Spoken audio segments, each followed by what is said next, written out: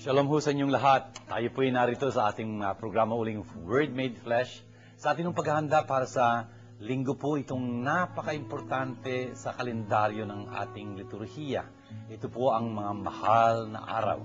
Mag-uumpisa po dito sa linggong ito ng mga palaspas. Palm Sunday sa pagdiriwang po ng pagdurusa ng Panginoon. Palm Sunday in the Passion of the Lord. Tayo po ay naghahanda para dito sa napakagandang parting ito ng ating kalendaryo ng pagdiriwang. Rami pong napakayaman ng mga pagbasa marinig natin. Kaya po inaanyayahan ko kayong talagang sama-sama tayong mag-aral ng salita ng Diyos ngayon. Sana po ay maging tulong ito bilang paghahanda natin sa pagdiriwang po ng mga mahal na araw na ito. Sana po yung inyong mga notebooks, mga panulat nyo ay nakahanda na rin, mga kasimbahay nyo at kapitbahay na anyayahan na. At binabati ko po kayong lahat, kayo pong nanonood nitong ating programa. Mula po sa mga pinakabata hanggang sa pinakamatanda, yung mga pari, mga madre, brothers, mga katikisa, nagpapalagaran ng magandang balita, mga kabataan din po. Sama-sama po tayong maglaan ng panahong ito para sa pagdiriwang po natin ng salita ng Diyos. Pinagdiriwang po natin ito sa pangit ng ating programang ito. Kung kaya uli, ang bati ko sa inyo, Shalom.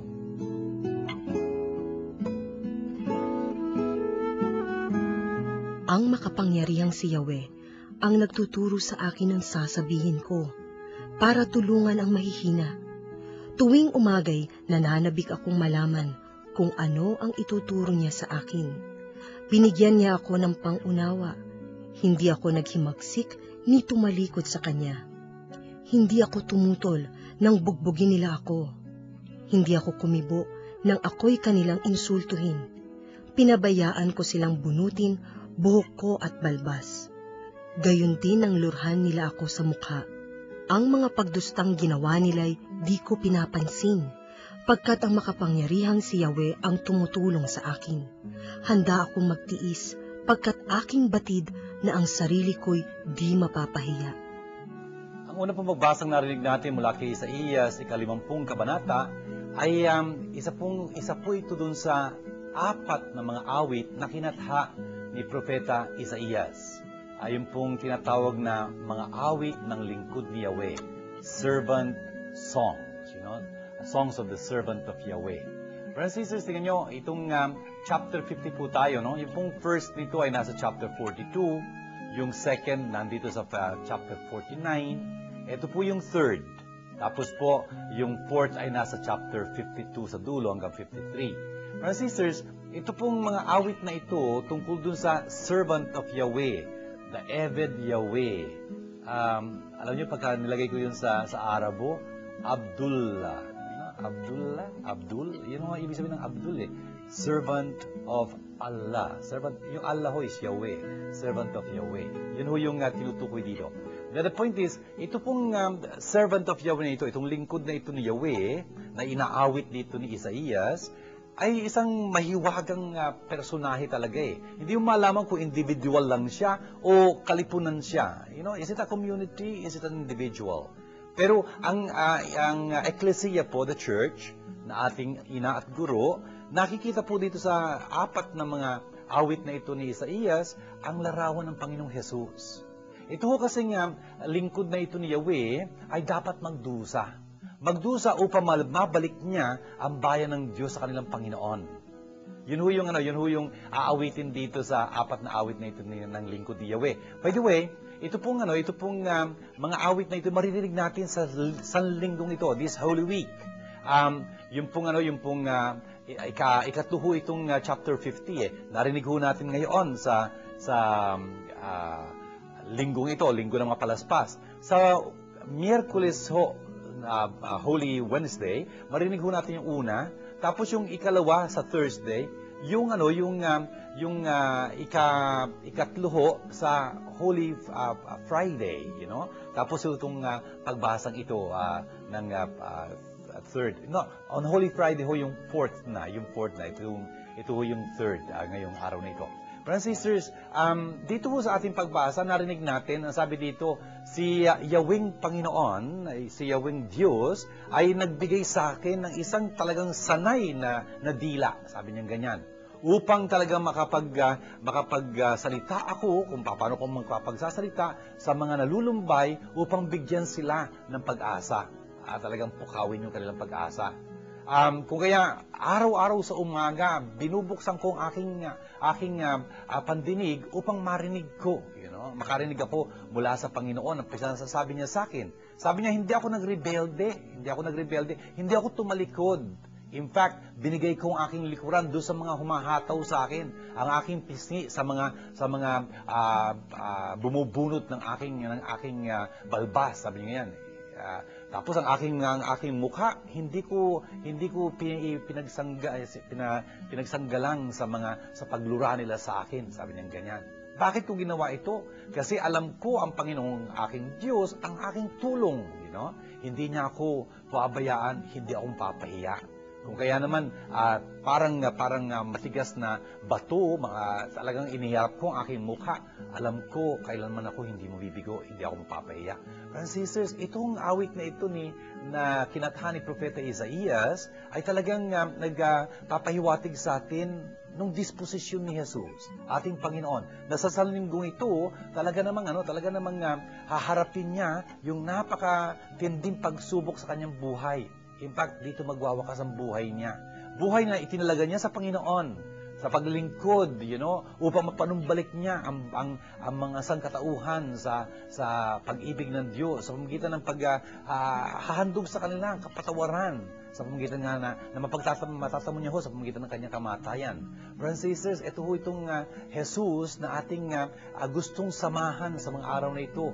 Tingnan niyo mga kapatid, ang tawag natin dito sa mga araw na ito, in English, it is called Holy Week. Sa Espanyol, Semana Santa, Semana Santa, Holy Week din. Pero sa Tagalog, ang tawag natin dito, mga mahal na araw. Francis, ang ganda-ganda hong isip-isipin natin, bakit mga mahal na araw?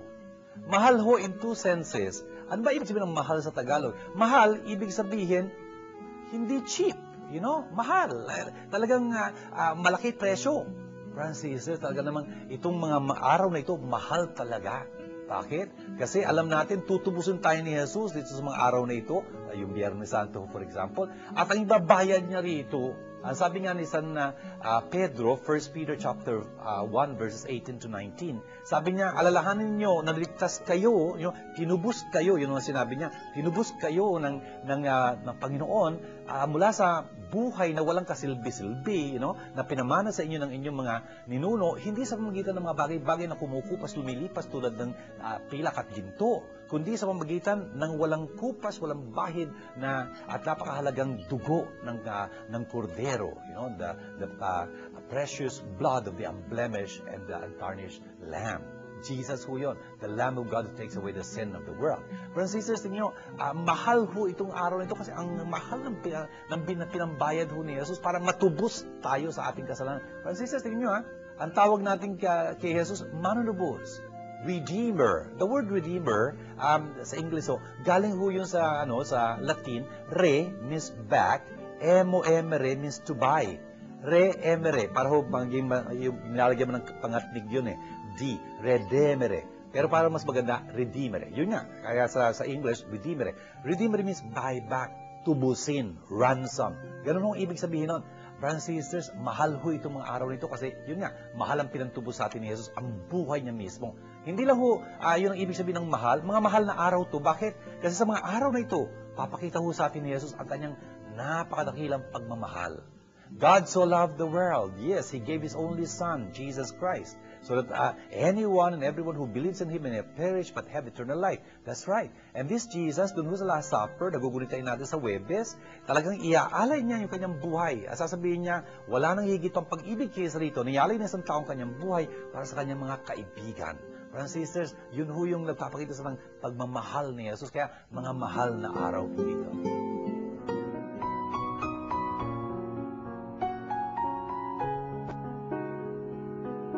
Kahit siya ay Diyos, hindi siya nagpumilit na manatiling kapantay ng Diyos. Sa halip ay kusa niyang bibitiwan ang karapatan niyang ito at namuhay na isang alipin. Ipinanganak siyang tulad ng isang karaniwang tao. Siya'y nagpakababa at naging masunurin hanggang kamatayan. oo, hanggang kamatayan sa krus. Kaya naman siya'y itinampok ng Diyos at binigyan ng pangalang higit sa lahat ng pangalan. Ano pat ang lahat ng nilalang na nasa langit, nasa lupa, at nasa ilalim ng lupa ay maninikluhod at sasamba sa Kanya. At ipapahayag ng lahat na si Hesukristo ang Panginoon sa ikararangal ng Diyos Ama.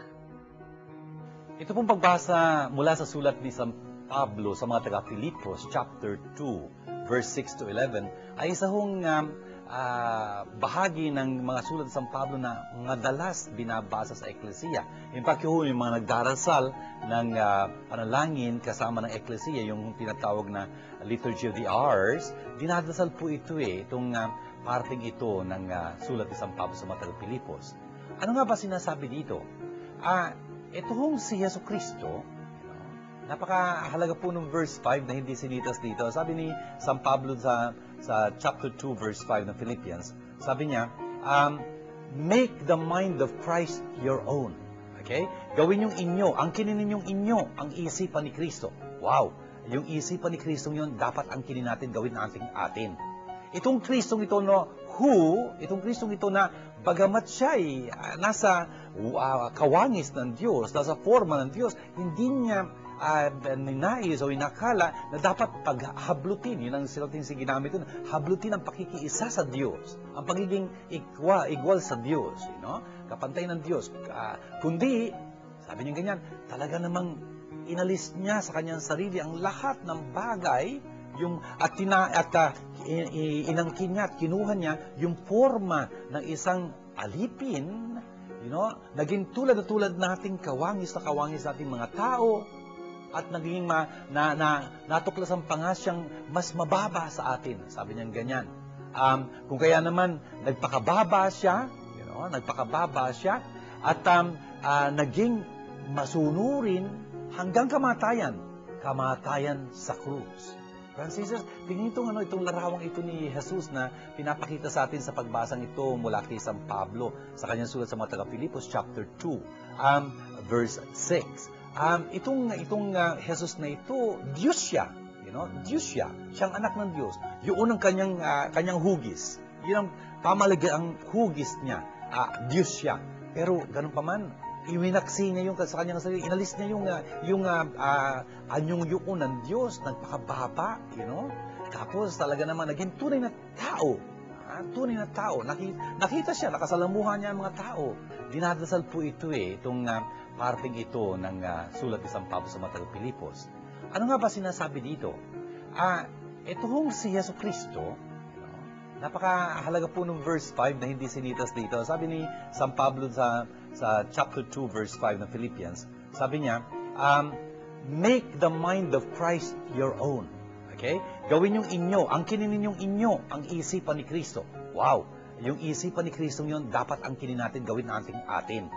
Itong Kristong ito itong Kristong ito na bagamat siya ay nasa kawangis ng Diyos, nasa forma ng Diyos, hindi niya ninais o inakala na dapat paghablutin, yun ang silating ginamit doon, hablutin ang pakikiisa sa Diyos, ang pagiging igual sa Diyos, kapantay ng Diyos. Kundi, sabi niya ganyan, talaga namang inalis niya sa kanyang sarili ang lahat ng bagay, inangkin niya at kinuha niya yung forma ng isang alipin, naging tulad nating kawangis na kawangis nating mga tao, at naging natuklasan pa nga siyang mas mababa sa atin. Sabi niya ganyan. Kung kaya naman nagpakababa siya, at naging masunurin hanggang kamatayan sa krus. Francis, tingnan itong larawang ito ni Jesus na pinapakita sa atin sa pagbasang ito mula kay San Pablo sa kanyang sulat sa mga taga-Filipos, chapter 2, verse 6. Itong Jesus na ito, Diyos siya. Diyos siya. Siyang anak ng Diyos. Yun ang kanyang hugis. Yun ang pamalagang hugis niya. Diyos siya. Pero ganun pa man, iwinaksi niya sa kanyang sarili. Inalis niya yung anyong yukon ng Diyos. Nagpakababa. Tapos talaga naman naging tunay na tao. Tunay na tao. Nakita siya, nakasalamuhan niya ang mga tao. Nagpakababa siya at naging masunurin. Brothers and sisters, yung pagsunod niya sa kalooban ng Diyos, hahantong sa kanyang kamatayan, tatanggapin niya pa rin yun. You know? Yung kamatayan yun na napakalupit, kamatayan kasi sa krus. Brothers and sisters, I think I told you, crucifixion is one of the cruelest punishment invented by the Romans. Talagang antindi noon. I don't know kung naintindihan niyo yun. Yung mga nakakita sa inyo, nakapanood ng The Passion of the Christ, siguro medyo may naintindihan kayo doon sa pagpapasakit ni Jesus doon. Pero yun nung nangyari sa kanya, na pinakita doon, baliwala pala yun sa katotohanan. Yung mga hagupit na tinanggap niya, ay naku, hindi na binibilang yun. At least alam natin kung ilan yun 23 plus 25, 48. Hindi lang 48 yung bakas ng yung latay sa kanya pagka nakita niyo yung shroud, for example. What I'm saying, brothers and sisters, is, sana maintindihan niyo yun, na nakabayubay sa krus si Kristo, para magsalita siya. Alam niyo, kung magsasalita ka, dapat hihinga ka, hindi ba? You know? Abay, para huminga ka, ibig sabihin nun, you will pull on your hands, and you will push on your feet. Ay, nakapako yan. Ang hapti noon. I mean, if you can imagine that. Kung kaya kung minsan the reading in the gospel, for example, gives a wrong impression na parang nag-despair si Jesus. Diyos ko, bakit mo ko pinabayaan? Teka muna. Basahin niyo yun. Yun ang umpisa ng Psalm 23. How do you say? No? Na 22 po. Psalm 22. Pagka binasa mo yung Psalm 22 yun, makikita ninyo na yung mahaba yung psalm na yun, makikita nyo na hindi despair yun. It's not at all a psalm of despair. Kasi at one point, sasabihin niya doon, ipapahayag ko ang iyong ngalan at pupurihin kita sa kalipunan ng aking mga kapatid. Hindi siya nagdi-despair pagka sinasabi niya yun. Yun nga why do we get that impression? Ito Diyos ko, bakit mo ko pinabayaan? Psalm 22. Tapos, sa bandang dulo nito, sasabihin niya nga na ipagmamalaki niya ang Panginoong kanyang Diyos, sa lipunan. Sabi niya, ang lahat ng ginawa mo, ihahayag ko sa lahat, sa gitna ng kapulungan, pupurihin kitang ganap. Purihin ang Panginoon ng lahat ng kanyang lingkod. Siya inyong dakilain, kayong angkan ni Jacob. Mukha ko walang despair dito. Right. We get the impression na despair ito kasi doon sa umpisa. Brothers and sisters, inumpisa ko ng salita, dasalin ni Jesus, itong salmong ito na memoryado ng mga Hudyo kung tutuusin. Yun ang umpisa na sabi niya. Natural, can you imagine? It's a very long psalm. It's a very long psalm. Biro mo kung babanggitin mo yun in loud voice, you will have to breathe and to breathe. Punishing yourself. Kung kaya, dinasal niya yung una, tapos pinagpatuloy niya lang yun sa kanyang sarili. He prayed that, in his own person, silently. Ayun nga nakabayubay si Kristo dun sa krus. Talagang mahirap yung kamatayang kanyang dinanas.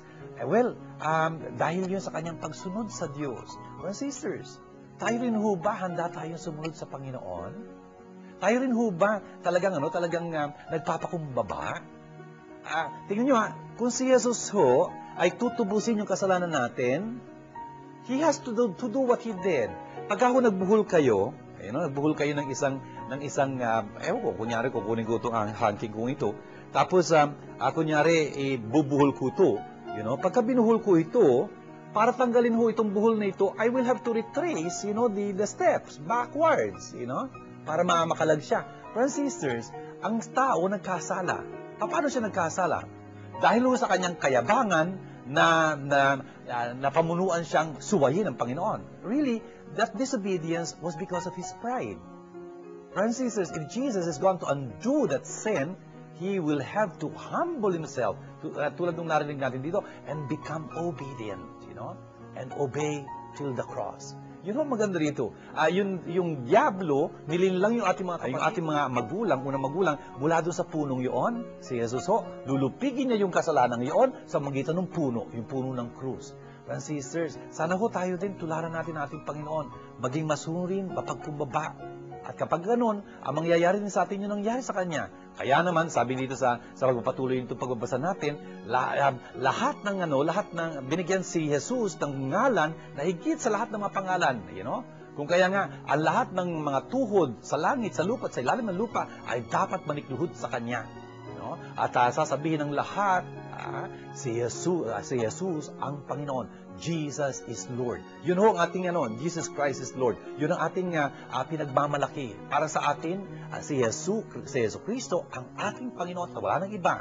At ginagawa natin ito para sa ikaluluwalhati ng Diyos, ating Ama. Brothers and sisters, napakaganda ho nitong pagbasang ito. But please, understand, verse 5 na hindi natin narinig ngayon ay napakahalaga. Make the mind of Christ your own. Yung mind na pinakita ho dito sa atin. A very humble, a very obedient mind. Yun ho ang dapat natin gawing atin bilang mga Kristiyano.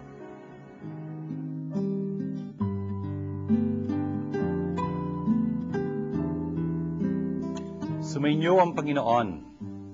Magandang balita ng Panginoon ayon kay San Marcos.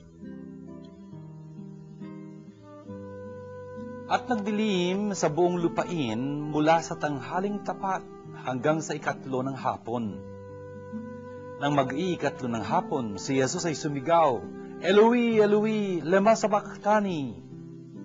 Ang ibig sabihin, Diyos ko, bakit mo ako pinabayaan? Narinig ito ng ilan sa mga nakatayo roon. At kanilang sinabi, pakinggan ninyo, tinatawag niya si Elias. May tumakbo at kumuha ng espongha. Ito'y binasa ng maasim na alak at pagkatapos inilagay sa dulo ng isang tambo at pinasipsip kay Jesus. Sabi niya, tignan nga natin kung darating si Elias upang ibaba siya. Sumigaw ng malakas si Jesus at nalagutan ng hininga. Ito mga kapatid, ang magandang balita ng ating kaligtasan. Kapatid, tingnan niyo po, itong ebanghelyong binasa ko sa inyo ay kapiraso lang po ng mahabang pasyon na maririnig natin sa mga araw na ito. Sa araw na ito po ng pagdiriwang ng pasyon ng Panginoon, the Passion of the Christ, Palm Sunday, sa pagdurusa ng Panginoon. Ang ating pong babasahing pasyon ay sa taong ito, hango sa Ebanghelyo ni San Marcos. Kasi po, itong taong ito, cycle B ang ginagamit natin. Kung kaya nga, Ebanghelyo ni Marcos ang maririnig natin. At ang pasyon ho ng Ebanghelyo ni Marcos ay matatagpuan natin from chapter 14 and 15. Medyo may kahabaan ho, hindi binasa ni Father yung pagbasa ng pasyon. Kung hindi, buong programa natin yung pagka nagkataon. Kaya binigay ko na lang ho sa inyo yung maikling mga talata from verse 33 hanggang 37. Pero ito, chapter 14 hanggang chapter 15 sa dulo. Mahaba ho yun, biro nyo, chapter 14, for example, has something like 72 verses. Haba ho nito, no? Tapos 47 verses yung chapter 15. Ganun nung kahaba yung pasyon na babasahin natin. Para ho dito sa linggong ito ng palaspas. Brothers and sisters, ano ba marinig natin sa pasyong ito ng Panginoon? Marinig ho natin na umpisa nito ay nandun si Jesus sa Betania. Betania ho, kung saan si Lazaro, Marta at Maria, mga kaibigan ni Jesus, ay nakatira. At doon ho papahiran ng langis si Jesus, the anointing of Jesus. Para bang hinahanda siya para sa kanyang paglilibing. Tapos ho, ayan, darating ho si Judas, ipagkakanulo si Jesus. Di nakipag-ariglohan na si Judas to sa mga pamunuan ng mga Hudyo para bigyan siya ng pera at siya naman i-deliver niya si Jesus. Itatraidorin niya si Jesus. Tapos maghahanda yung mga apostoles niya ng kanilang pagdiriwang ng Paskwa, yung Passover meal, yung Passover supper. Napaka-importante yung maintindihan kung tutuusin yung Passover meal, yung hapunang Pampaskwa. Bakit? Kasi doon ho magaganap, yun ho yung huling hapunan. Yung huling hapunan sa madalit sabi ay isang hapunang Pampaskwa. Pagka hindi nyo naintindihan yung hapunan Pampaskwa, hindi nyo maintindihan kung ano yung pinagdiwang nila doon sa huling hapunan. Pagka hindi mo naintindihan yung pinagdiwang nila sa huling hapunan, hindi mo maintindihan ng misa, ang Eucharistia. For instance, bakit ba may mga pagbasa tayo sa ating misa? Bakit ba tayo gumagamit ng tinapay tsaka alak? Bakit nga ba mayroong sinasabi sa Jesus, itong aking katawan, itong aking dugo? Ano nga ba yun? Francis, medyo importante yung maintindihan yung papel noon. Pero maintindihan lang natin ang misa pagka naintindihan natin ang huling hapunan. Ang huling hapunan naman, magiging kauna-unawa pagka alam natin kung ano yung Passover. Yung Passover meal of the Jews. Tapos, ayan, doon sa Passover na yon, ipapahayag ni Jesus na itong si Judas na ito, talagang tatay rin siya. At yun nga ho, mangyayari. Talagang si Judas, gagawin niya yun pagdating ng oras. At doon sa misa, doon sa huling hapunan, doon itatatag ni Jesus, yung Eucharistia ang ating pinagdiriwang. Brothers and sisters, napaka-importante ho nito para ho din sa mga kaparian. Malamang alam na nila ito. Pero sariwain ho natin ito. Tingnan nyo, doon sa huling hapunan, ginagawa ho ito ng mga Hudyo taon-taon. By now, for more than 3,000 years. Can you imagine? Mula ho nung lumikas sila sa Ehipto, hanggang ngayon ho, taon-taon ho yung pagdigawa nila. Kung kaya naman, maintindihan ninyo, yung mga Hudyo, memoryado nila itong pagdaraos na ito ng kanilang Paskwa. Para bang pagka sinabi ko sa inyo, sumainyo ang Panginoon, kahit na natutulog ka, sasagot ka at sumainyo rin, no? Alang-alang kay Kristo ang aming Panginoon. Amen. Yun, parang ganun ba? Hindi ka na nag-iisip. Francis, ganun din yung mga Hudyo. Memoryado na ho nila lahat yung mangyayari doon sa hapunang Pampaskwa nila. O ano nangyari? Parte ho ng hapunang Pampaskwa na yung pinakabata sa kanila, yung youngest in the family, magtatanong doon sa pinaka-ama o yung tumatayo doon sa lugar ng ama, kung wala na yung tatay. Ang tatanong ng bata, for example, pag kinukuha na yung tinapay, kasi may tinapay silang kinakain doon na walang libadura. Parang crackers ho. Madza ang tawag dun sa Hebreo, madzot, plural. Tatanungin ng batang maliit, Abba, ano itong tinapay na special na kinakain natin ito? Tapos yung memoryado ho yung tanong na yun. Yung sagot din ho, memoryado. Anak, ang tinapay nito nagpapaalala sa atin ng panahon natin sa Ehipto. Hindi tayo nagkaroon ng pagkakataon na paalasahin pa yung masang yun na ating yung gagawin tinapay ko kaya napilitan tayong lumikas. At kakanin natin doon yung tinapay na walang pampaalasa. Etc. Ganyan. Memoryado ho yung sasabihin nung pinakaama. Ganon din naman, yung tanong ng batang maliit, Abba, ano itong kalis ng alak na pinagsasaluhan natin? Tapos ang tatay naman, ito'y nagpapaalala sa atin ang ating pagtigil doon sa Ehipto kung saan. Ayun, memoryado ho yung sasabihin ng ama. O ngayon, marinig sana natin to. Doon ho sa huling hapunan, nung kinuha ni Jesus yung tinapay, ang tanong ng pinakabata, kung sino pinakabata ron, siguro si Juan, yun hong kapatid ni Santiago, anak ni Zebedeo siguro, tanong siya, Rabbi, ano itong tinapay na ito? Ang sabi ni Jesus, ang tinapay na ito, ay ang aking katawan. Kunin niyo't kanin. Grabe, siguro tingin na, narinig mo sinabi niya? This is my body. Wow! Wala ko sa script yun kasi. Tapos, dumating yung panahon na nandun na yung alak, yung kalis. Hawak-hawak ni Jesus. At tanong nung pinakabata sa kanya, Rabbi, ano itong kalis ng alak na ito? Yung tanong na yun, memoryado nila. Yung di sagot, inaasahan nila, memoryado kasi nila eh. Ang sabi ni Jesus, ito ang kalis ng aking dugo, ng bagong tipan, na ibubuhos para sa inyo sa ikapagpapatawad ng mga kasalanan. Gawin niyo ito sa pag-aalaala sa akin. Grabe, siguro tingin na sila, ano yun? Ano yun? Kasi memoryado nila yung sagot, wala naman lumabas doon. Francis, sa mga tuwid ho, binibigyan ni Jesus ng panibagong interpretasyon yung ginagawa nila sa huling hapunang yun, na hapunang Pampaskwa. Francis, that will be our Eucharist. Tayong mga pariho, pagka binabanggit natin yung mga katagang yun ni Jesus, dapat nagugulat tayo, tulad na nagulat yung mga unang mga disipulo niya. Kasi hindi nila mapaniwala, narinig nila. Yes, brothers and sisters. Tapos tingnan nyo, yung pagkatapos nung Eucharistiyang yun, ihuhula naman ni Jesus na ito si Pedro ho. ay ikakaila siya. The denial of Peter. Tapos sama-sama silang pupunta ron sa Gethsemane kung saan magpapatira pa si Jesus. At doon ho sa Gethsemane yun, napakatindi ho ng tagpong yun. Dito ho sa Gethsemane, maririnig ho natin yung mga kataga ni Jesus. Nakaluhod ho siya. Uy mga kapatid, yung mga Hudyo hindi lumuluhod sa panalangin. Nakatayo sila o nakaupo, nakadipa, pero hindi ho nakaluhod. Ang ibig kong sabihin nito, talagang siguro si Jesus, bagabag na bagabag yung kalooban niya. Siguro naghihinagpi siya talaga. Kung kaya nakapatira pa siya. Brothers and sisters, notice that, always read the text in context. Ang mga Hudyo, hindi lumuluhod. Dito ho, nagpatira pa si Jesus. May ibig sabihin niya sa makatuwid. You know? And what does he say? Abba. Uy, brothers and sisters, yung salitang Abba, talagang umigtas yun sa bibig ni Jesus.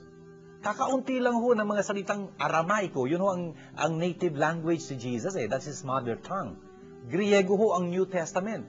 Ay, tingnan nyo, hindi Aramaiko. Griego ho ang New Testament, the Gospels also. Sa mga tuwid ho, yung mga salitang Aramaiko, talagang alam mo, galing yan sa labi ni Jesus. At isa ho doon sa mga salita na nasa Aramaiko na matatagpuan pa natin sa Bagong Tipan, ay ito, Abba. Abba, A-B-B-A, no po? Abba, ibig sabihin, itay, daddy. Ito ho yung tawag ng isang batang musmo sa kanyang daddy. Yun ang unang-unang na salita na nasasabi ng isang bata na tumatawag sa kanyang itay. You know? Friends, sisters, tingnan nyo, naghihingalo na halos si Jesus dito. Malapit na siyang dagpin at patayin. Nasa Gethsemane ho tayo, ha? Gethsemane, you know? The wine, olive press, you know, ang ibig sabihin ng Gethsemane. You know? Kasi mga olives ho yun nandoon. Tingnan nyo, doon sa puntong yun ng kanyang buhay, natawag niya pa rin ang Diyos, Abba. Ibig sabihin, ang laki-laki ng tiwala niya ng kanyang intimacy with God who is His Father. At ang sabi niya, Abba, ang lahat ay posible para sa iyo. Sana'y padaanin mo na sa akin ang kalis ng pagdurusang ito. Hindi ang aking kalooban, ang iyong masunod. Francis, tingnan mo yun, ha? Nahintakutan si Jesus na dumarating, nakita niya na nakamatayan kanyang sasapitin. Kung kaya, dahil doon sa takot niya, sabi niya, Abba, pwede ba yun o palampasin mo na sa akin ito? Huwag na kung nang daanan ito. Pero sabi niya, hindi ang aking kalooban ang iyong masunod. Brothers and sisters, let's imitate that prayer. We can always ask what we think we need from God. Go ahead, you know. But please, be a Christian. Imitate Jesus. At the end of the prayer, you always put that tag there. Not my will, yours be done. Kasi yun ang pinakamagaling na pwede mangyari sa atin pagka nagkataon. You know? Tingnan nyo kung ano nangyari kay Jesus. Dadaanan niyo yung kamatayan. Pero hindi ho siya pababayaan ng Diyos ng bulok. Sa ikatlong araw, bubuhayin siya muli. Francis, pagkatapos nito, ayun, dumating na po yung mga aaresto sa kanya. You know? At pinamumunuan ho ng isang kaibigan niya, si Judas. Can you imagine? Francis, kung anong klaseng pag-transformation to naganap dito sa isang taong itong si Judas. Pinili ho siya ni Jesus dahil, umaasa si Jesus sa kanya. Kaya lang, he turned to be a traitor. Kung tatanungin niyo kung bakit, malamang ho ang sagot, dahil sa salapi. You know? Dahil sa salapi. Talaga naman nakakabulag yung salaping yun. Pati si Judas na, wala na siya nakita kay Jesus kundi salapi. Brothers and sisters, I don't know. Itong Judas na ito, dapat matutunan natin mula sa kanya, ha? Talaga namang, sabi nga ni San Pablo ito ang pagnanais, ang pagmamahal sa salapi, ang ugat ng lahat ng kasamaan. That's very true. The love for money is the root of all evils. Talaga hong ganyan. Makikita ho natin din sa buhay na ito niya. Ngayon, si Jesus, iyaharap dun sa Sanhedrin. Yung Sanhedrin ho, ibig sabihin, yung pagtitipon-tipon, yung pag-upo, ng mga magiging, parang their Supreme Court, parang ganyan. Iaharap ho dun si Jesus. Tingnan nyo ito, pagka sinuri nyo ho yung pangyayari doon, ang dami hong mali.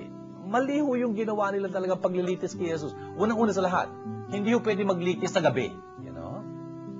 Ay, tingnan nyo, nilitis sa gabi.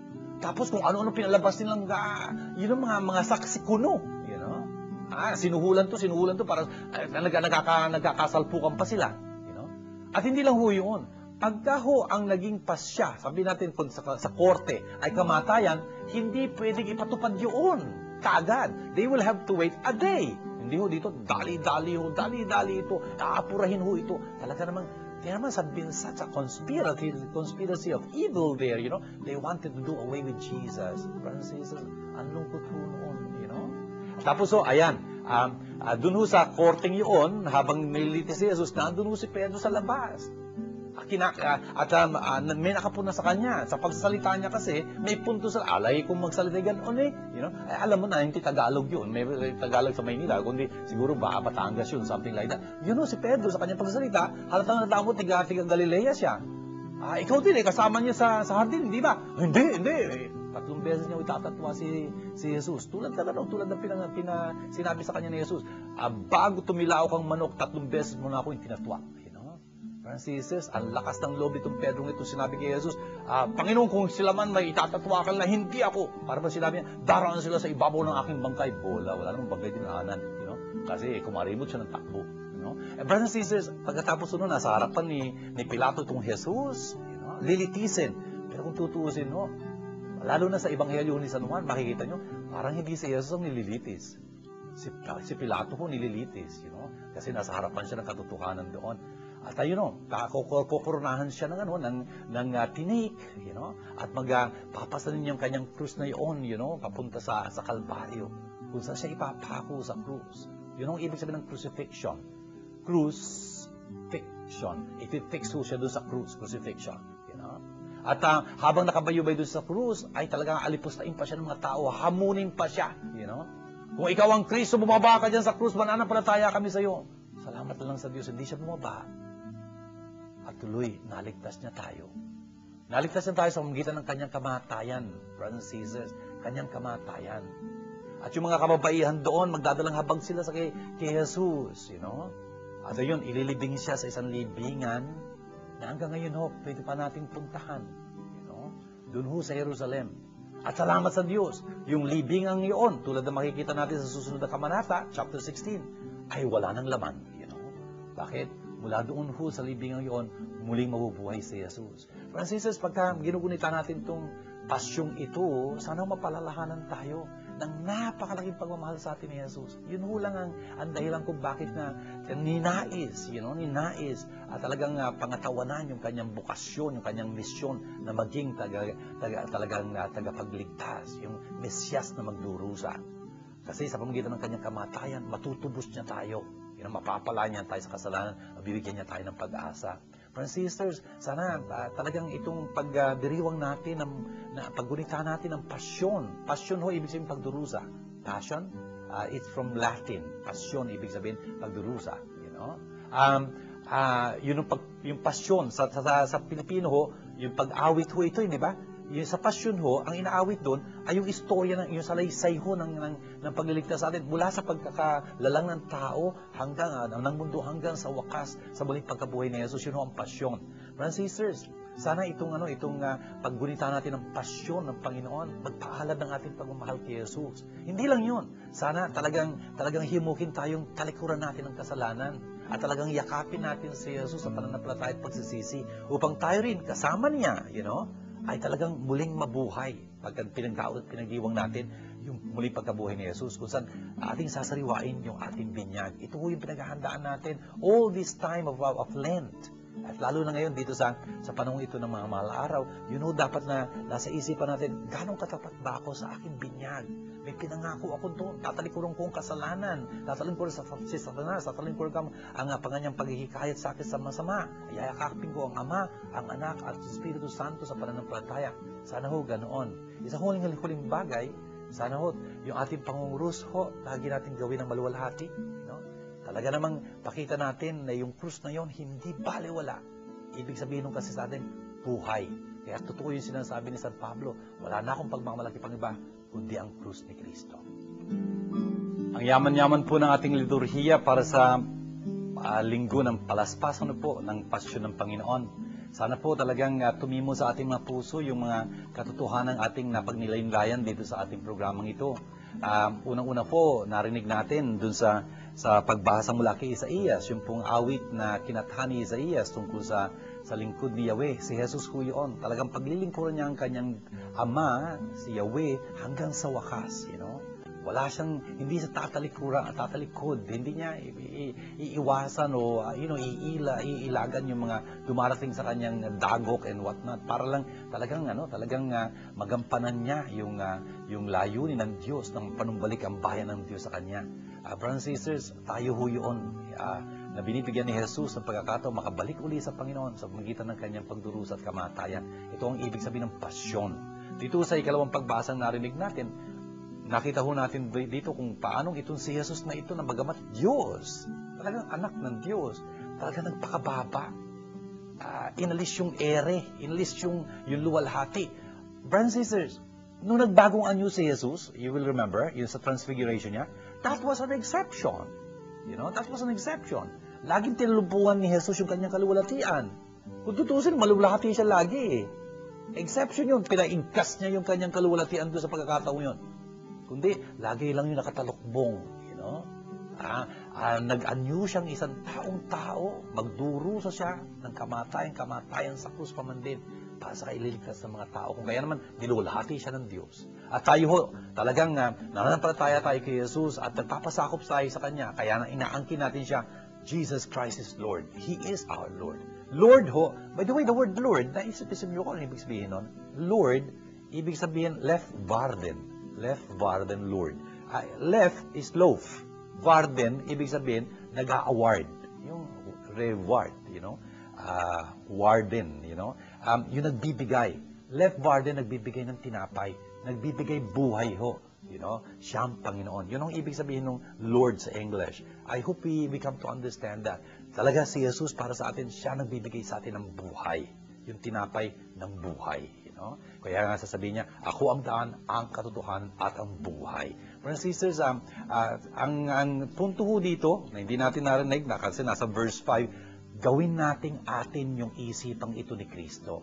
Magpakumbaba tayo, maging masunurin tayo, danasin natin kung anong dapat nating danasin, alam natin hindi tayo pababayaan ng Diyos, kundi sa wakas pa nga, luluwalhatiin tayo tulad ng luwalhati niya si Jesus. Tapos ho dito sa Ebanghelyo na pasyon ng ating Panginoon, nakita ho natin doon, talaga namang wala nang higit pang pag-ibig kaysa rito na ibigay natin isang taong kanyang buhay para sa kanyang mga kaibigan. Tayo ho yun. Nagpapasalamat ho tayo sa pag-ibig ng Diyos. Sana ho samantalahin natin dito sa linggong ito na talaga makapanumbalik sa loob sa Diyos. Magbalik loob tayo sa Diyos sa magitan ng ating pagsisisi, ng ating pagkukumpisal.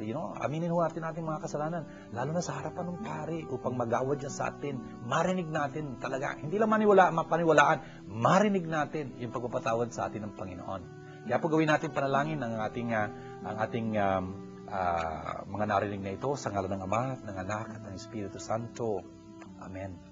Abba, mapagmahal naming Diyos at Ama, salamat pong marami sa pagkakataong binibigay niyo sa amin na minsan pa'y makapagdiwang ng mga mahal na araw. Sana po'y talagang tulungan niyo kaming lumakad kasama ni Jesus sa kanyang pagdadaan ng krus. Kasi alam namin na tulad ng nangyari kay Jesus, ang daan ng krus na ito'y daan tungo sa kaluwalhatian. Abba, tinataas po namin sa inyong lahat ng mga namimigati, nangungulila, nalulumbay dahil sa pagyao ng kanilang mga minamahal sa buhay. Ganyan din naman po yung mga may sakit, yung mga suliranin, yung mga may pinoproblema, may mga agam-agam, at talaga naman nasisiraan ng loob. Sana po idampian nyo sila ng awa, ng inyong biyaya. At ang mga tumutulong po sa amin sa pagsasakatuparan ng itong Word Made Flesh na ito inyong pagpalain, at ang mga nagnanais pa man din, ay inyong pagpalain. Ang lahat pong ito'y hinihiling namin bilang panalangin, kasama ng amin ang birin, alang-alang kay Kristong aming Panginoon. Amen. Sumainyo ang Panginoon, at pagpalain kayong masaganang ng makapangyarihang Diyos, Ama, at Anak, at Espiritu Santo. Amen. Ito po ang ating programang Word Made Flesh na sana'y nakapaglingkod sa inyo bilang paghahanda natin sa napakatinding pagdiriwang po ng mga mahal na araw na ito. Shalom po sa inyong lahat.